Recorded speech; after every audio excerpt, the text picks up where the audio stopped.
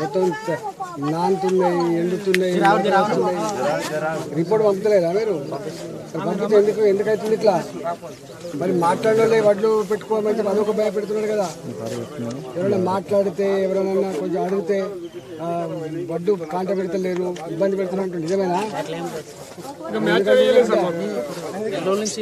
ఏం సమస్య చెప్పు సార్, సారన్న మాట్లాడతారు.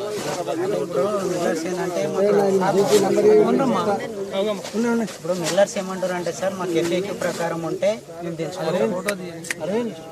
ఎఫ్ఏక్యూ ప్రకారం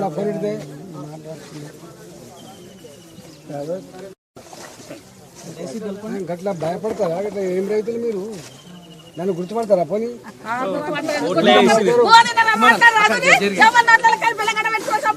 ముందు పోతాం.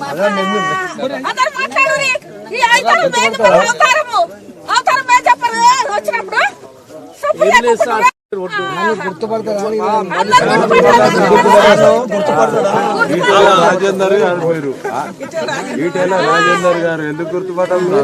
కూడా మీరు కాంటాక్ట్ పెట్టుకుంటారు.